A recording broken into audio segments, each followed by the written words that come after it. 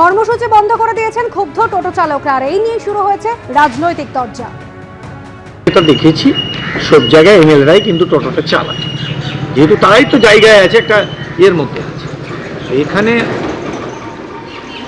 এখানকার সমস্যাটা মানে জটিলতা হয়ে আছে। আমাকে একটু ভিতরে ঢুকেও দেখতে হবে। আমাকে আইনটিসি প্রেসিডেন্টও বলেছিল কী করবো, টাকা তো আর কেউ দিতে চাইছে না, তাই বলে এখানে কিন্তু বন্ধ হয়ে গেছে। আমি তারা তো আর বুঝতে পারছো আইনটিসি প্রেসিডেন্ট আর কত পয়সাওয়ালার কি, তারা কোথায় থেকে দেবে? তাদের তো 1 টাকা ইনকাম নেই।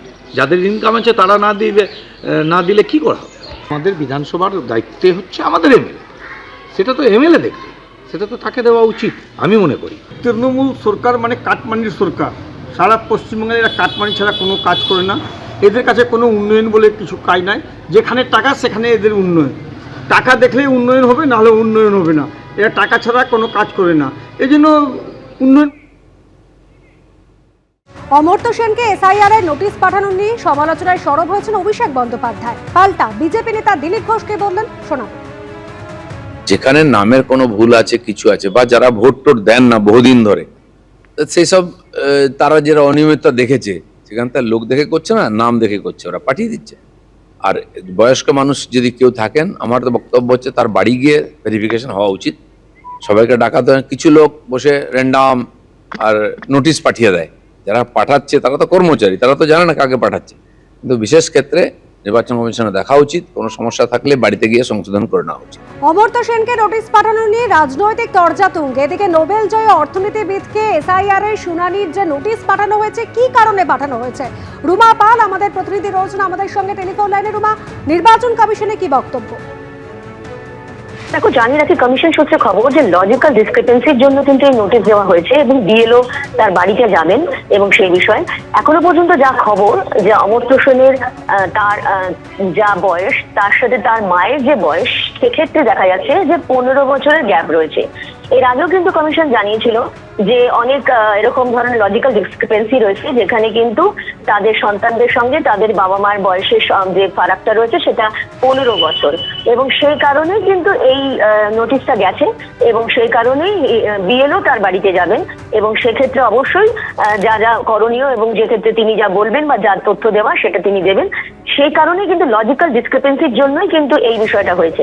যদিও এটা একটা ঠিক যে কোনো কোনো ক্ষেত্রে লজিক্যাল ডিসক্রিপেন্সিতে যেটা কমিশন বলেছিল, যে যেমন 15 বছরের গ্যাপ রয়েছে বাবা মার সাথে, অন্য ক্ষেত্রে দেখা যাচ্ছে বাবা মার সাথে 50 বছরেরও গ্যাপ রয়েছে। সেক্ষেত্রে কিন্তু এই নোটিশগুলো পাঠানো হচ্ছে এবং অমর্ত্য সেনের ক্ষেত্রে অবশ্যই বিএলও তার বাড়িতে যাবেন, এমনটাই কিন্তু কমিশন সূত্রে খবর। এসআইআর এর শুনানি প্রক্রিয়ায় শুনানির জন্য নোটিশ পেয়েছেন অভিনেতা দেব। এই প্রসঙ্গে তিনি কি জানান, শোনাবো। ডাক পেয়েছে, আমাকে বিএলআরও ফোন করেছিল যে আমার নোটিশ আসবে বলে। আমি একটা কথা পরিষ্কার বলতে চাইছি, হ্যাঁ, আমি ইন্ডিয়ান, ভারতীয়। আমার দেশে যেটা ল অফ দ্য ল্যান্ড হবে সেটা আমাকে ফলো করতে হবে। এটা যদি ল অফ দ্য ল্যান্ড হয় তো আমি ফলো করবো। সেটার জন্য আমার ব্যক্তিগতভাবে আমার অ্যাজ সাচ কিছু বলার নেই। অন্যদিকে তালিকায় নাম নেই, আর সেই কারণে এসআইআর এর শুনানিতে হাজিরা তৃণমূল কাউন্সিলরের। শুনানি কেন্দ্রে কামারহাটি পুরসভার 24 নম্বর ওয়ার্ডের কাউন্সিলর বিমল সাহা।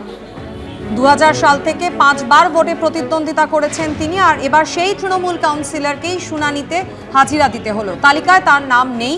এসআইআর এর শুনানিতে হাজিরা তৃণমূল কাউন্সিলরের। শুনানি কেন্দ্রে পৌঁছেছেন কামারহাটি পুরসভার 24 নম্বর ওয়ার্ডের কাউন্সিলর বিমল সাহা। 2000 সাল থেকে 5 বার ভোটে প্রতিদ্বন্দ্বিতা করেছি, 2015 এবং 2022 সালে জিতে 2 বার কাউন্সিলর হয়েছে, এমনটাই দাবি করেছেন তৃণমূল কাউন্সিলর। এই বিষয় নিয়ে আরো বিস্তারিত আমাদের জানাবেন প্রতিনিধি সমীরণ পাল আমাদের সঙ্গে রয়েছে। সমীরণ।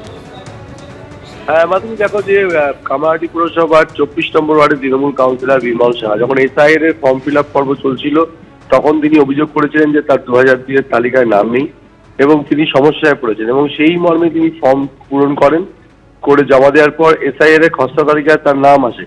কিন্তু তারপরেও তাকে গতকাল আড়িয়াদরের একটি স্কুলে শুনানিতে ডাকা হয়। তিনি শুনানিতে হাজির হন এবং সমস্ত নথিপত্র দেন, এবং তার বক্তব্য হচ্ছে 2000 সাল থেকে তিনি পুরসভা নির্বাচনে লড়ছেন এবং দুবারের তৃণমূলের কাউন্সিলর, এবং তার কাছে সমস্ত নথি থাকা সত্ত্বেও নির্বাচন কমিশনের তরফ থেকে তাকে এই ধরনের হেনস্থা করা হচ্ছে। যদিও সংশ্লিষ্ট আরো জানিয়েছেন যে তার খসড়া তালিকায় নাম রয়েছে, কিন্তু কিছু সমস্যার জন্য তাকে ডাকা হয়েছে, তার সমস্ত নথিপত্র নেওয়া হয়েছে, তার বিষয়টি খতিয়ে দেখা হচ্ছে। কিন্তু বারবার এই তৃণমূল কাউন্সিল অভিযোগ করছে যে নির্বাচন কমিশন উদ্দেশ্যপ্রণোদিতভাবে তাকে হেনস্থা করছে। বিজেপির তরফ থেকে দাবি করা হচ্ছে যে এই তৃণমূল কাউন্সিলর তৃণমূলের একটা একদমই শুনুন, বিজেপি তৃণমূল তরজাও শুরু হয়েছে। কোন পক্ষের তরফ থেকে কি বলা হচ্ছে শুনবো, তুমি আমাদের সঙ্গে থাকো, আপনাদের শোনাবো। কামারহাটি পুরসভার 24 নম্বর ওয়ার্ডের কাউন্সিলর বিমল সাহা, তিনি নিজে কি বলছেন। হিয়ারিং এ কল করেছে। আমার দেখতে পেলাম যখন ভোটার লিস্টে 2002 সালে আমার নাম নেই, কিন্তু অদ্ভুত ব্যাপার, আমি 2000 সালে আমি এই কামারহাটি পৌরসভার আমি ক্যান্ডিডেট ছিলাম এই ওয়ার্ডে তৃণমূল কংগ্রেসের 11 নম্বর ওয়ার্ড, এখন বর্তমানে, আগে ছিল 8 নম্বর ওয়ার্ড।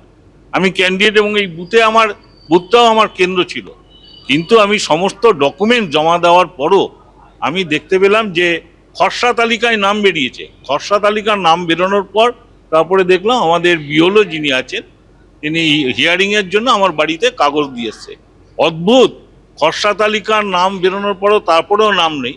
এটা টোটালি একটা চক্রান্ত চলছে, নির্বাচন প্রক্রিয়াটাকে বিজেপি একদম শেষ করে দিতে হয়েছে। এবং বাংলায় যাতে এরা যেভাবে মানে নির্বাচন কমিশন বিজেপির দালালি ছাড়া আর অন্য কিছু করছে না।